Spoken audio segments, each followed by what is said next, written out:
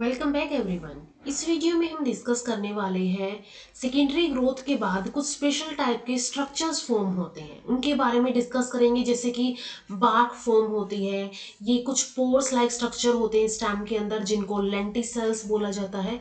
तो ये कुछ स्ट्रक्चर्स होते हैं जिनको स्पेशल स्ट्रक्चर्स बोला जाता है जो कि सेकेंडरी ग्रोथ के बाद फॉर्म होते हैं।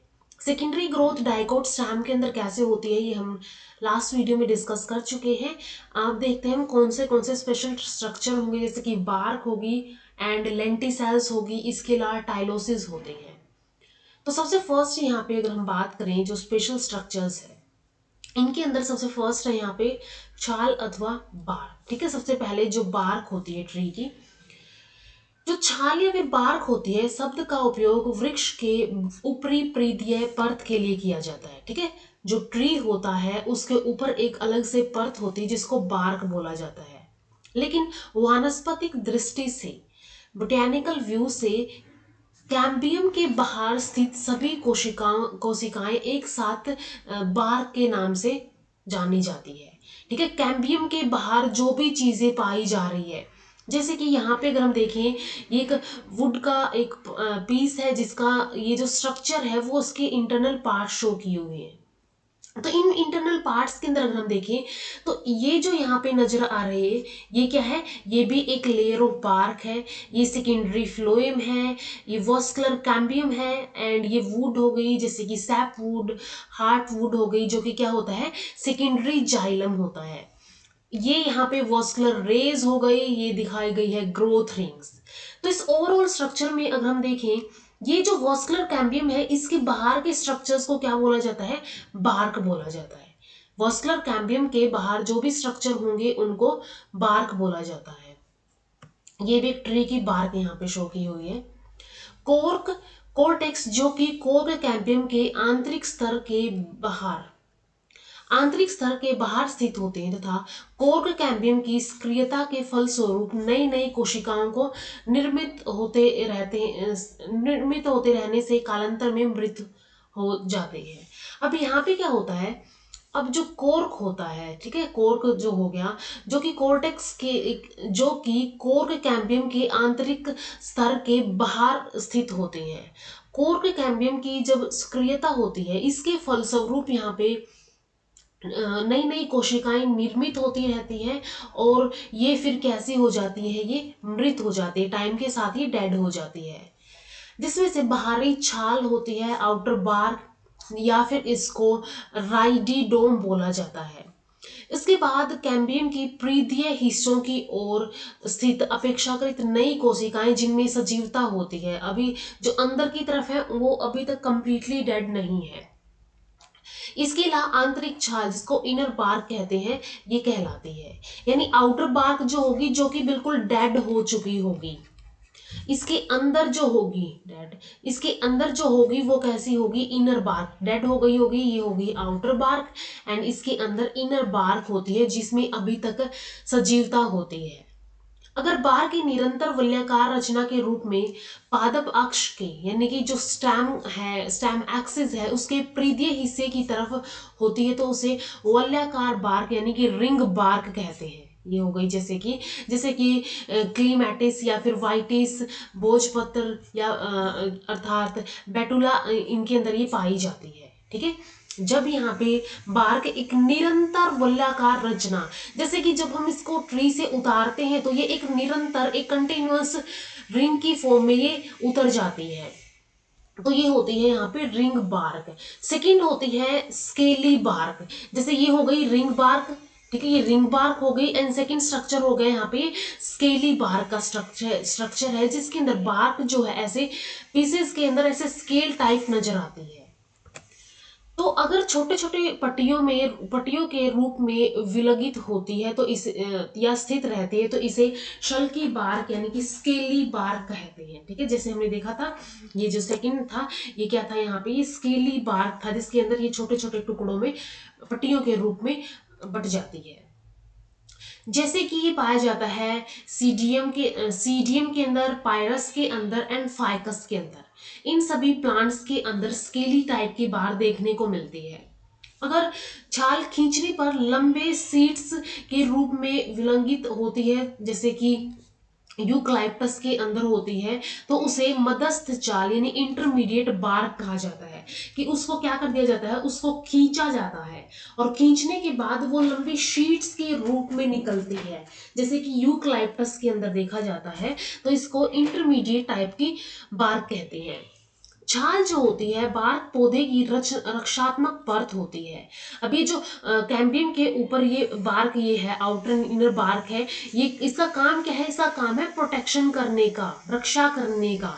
इससे रेजिन, गोंद, टैनिन, सुगंधित तेल, इसेंशियल ऑयल और दवाइयां यानी मेडिसिन प्राप्त होती है।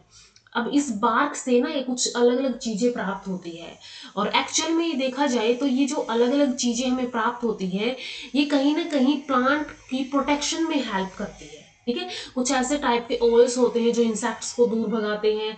तो ये क्या करती है, टैनिन्स होती है, टैनिन्स होने की वजह से इनको जो स्टेम्स होंगी या फिर जो यहाँ पे प्लांट्स होंगे, उनको कुछ जो इनके ऊपर हर्बीवोर्स होंगे वो ईट नहीं करेंगे ज़्यादा टैनिन होने की वजह से।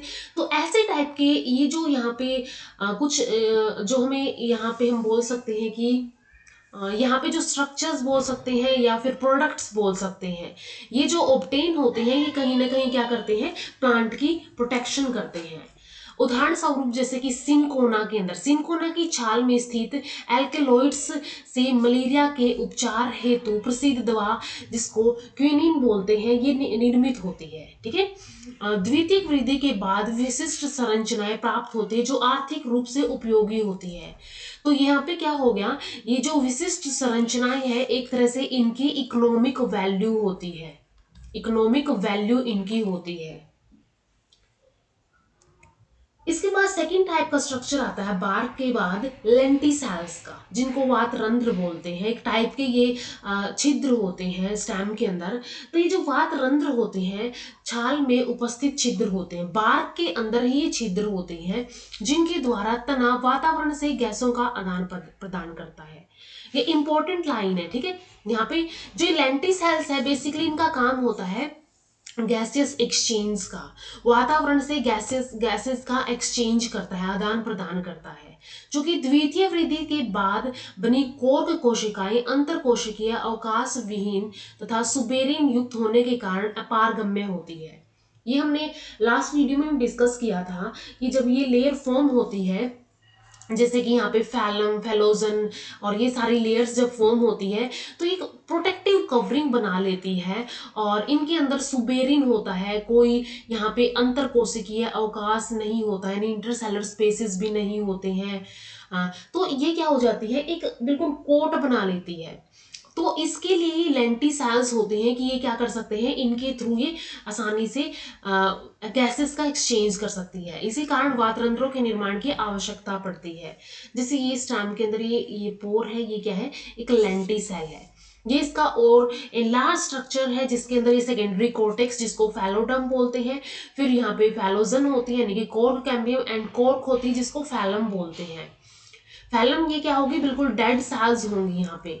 इसके अलावा यहाँ पे एपिडर्मिस से ये जो यहाँ पे ये जो पोर है इसको लेंटिसेल बोलते हैं, जो कि गैसेस एक्सचेंज में हेल्प करता है। जो ये लेंटिसेल्स होते हैं सामान्यतः उसी स्थान पर बनते हैं जहां स्टोमेटा पाए जाते हैं। इनका निर्माण कोर्क या पेरिडर्म के निर्माण के साथ ही प्रारंभ हो जाता है। जब कोर्क और पैरिडम या कोर्क या फिर पैरिडम बनते हैं, ठीक है, कोर्क या फिर पैरिडम बनते हैं, उसके साथ ही इनका निर्माण प्रारंभ हो जाता है। इसके निर्माण के समय कोर्क कैम्बियम बाहर की ओर कोर्क नए बनाकर पतली भित्ति वाली पैरेन्काइमा कोशिकाओं को बनाता है, जिसे पूरक कोशिका यानी कि कॉम्प्लीमेंट्री सेल्स कहते हैं। ये जो सेल्स हमने यहाँ पे देखी थी, ये कॉम्प्लीमेंट्री सेल्स यहाँ पे बनाना स्टार्ट कर देता है। ठीक है, ये क्या बना देगा, पूरक कोशिकाओं के बजाय यहाँ पे कॉम्प्लीमेंट्री टिश्यू या फिर कॉम्प्लीमेंट्री सेल्स को बनाना स्टार्ट कर देता है।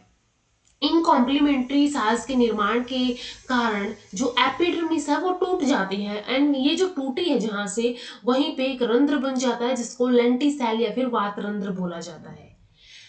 ये जो कंप्लीमेंट्री सेल्स हैं, ठीक है, या फिर पूरक कोशिकाएं या फिर कंप्लीमेंट्री सेल्स हैं, इनके अंदर पर्याप्त इनके अंदर पर्याप्त अंतर कोशिकीय अवकाश पाया जाता है।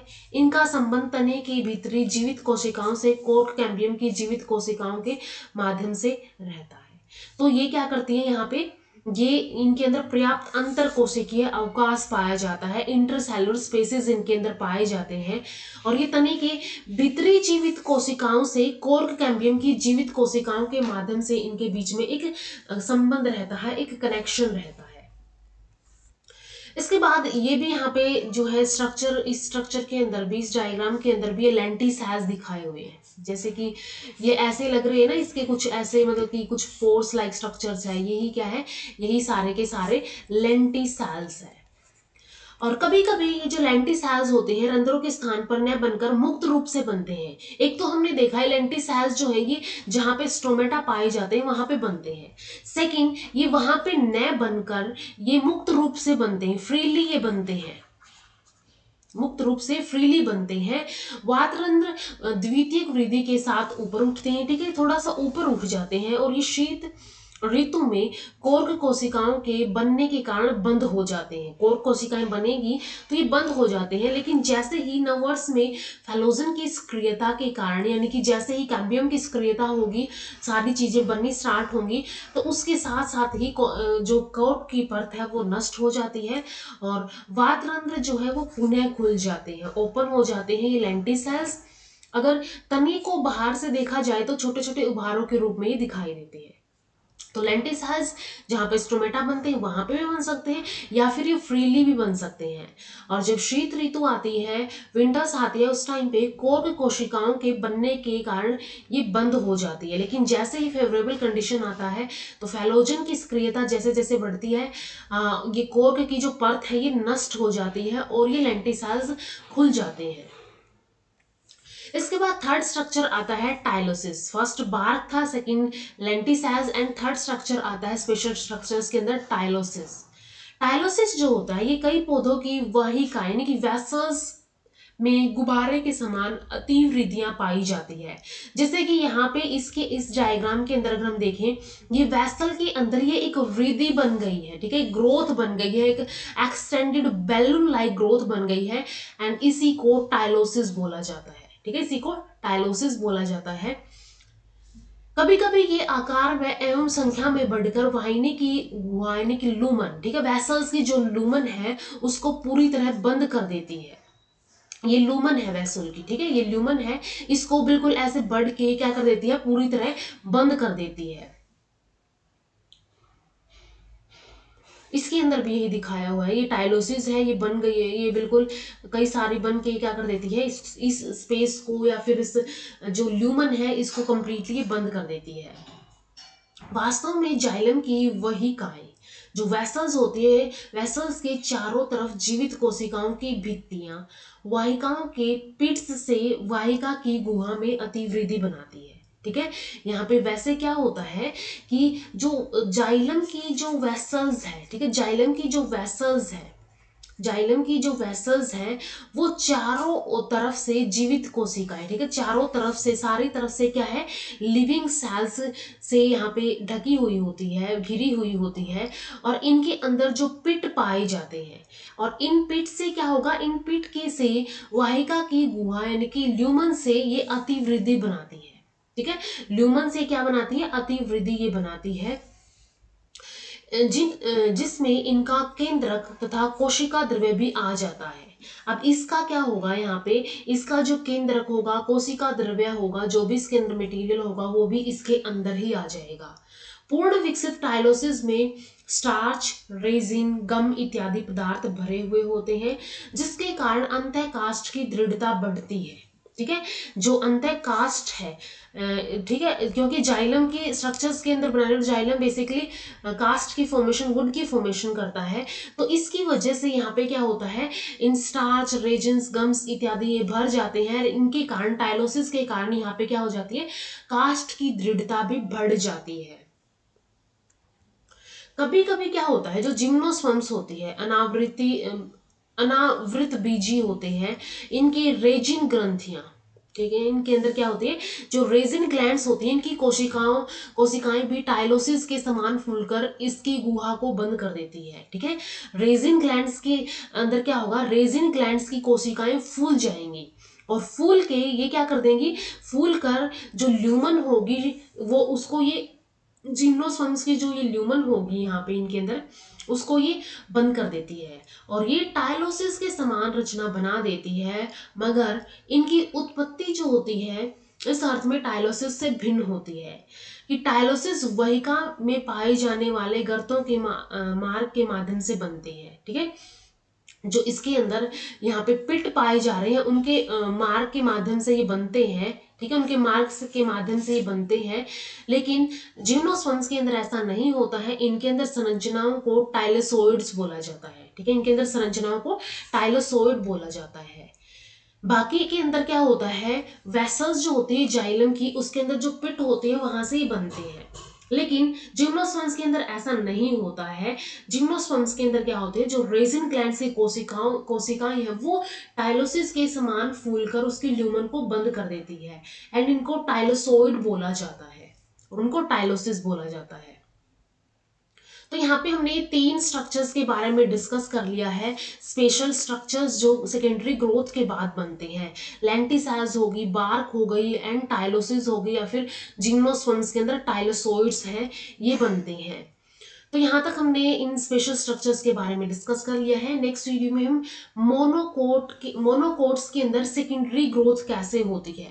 वैसे तो मोनोकोट्स के अंदर कैम्बियम एब्सेंट होने की वजह से, वॉस्कुलर बंडल क्लोज होने की वजह से, कैम्बियम एब्सेंट होने की वजह से सेकेंडरी ग्रोथ नहीं होती है। लेकिन कुछ एबनॉर्मली ये देखा जाता है, कुछ प्लांट्स के अंदर एक्सेप्शनली ये देखा जाता है कि मोनोकोट्स के अंदर भी सेकेंडरी ग्रोथ होती है। तो वो हम डिस्कस करेंगे अपकमिंग वीडियोस के अंदर। मिलते हैं नेक्स्ट वीडियो के अंदर। इस वीडियो में इतना ही। वीडियो अगर हेल्पफुल लगी हो तो लाइक कीजिए, शेयर कीजिए अपने फ्रेंड्स के साथ, इन चैनल को सब्सक्राइब कर लीजिए। Thank you so much.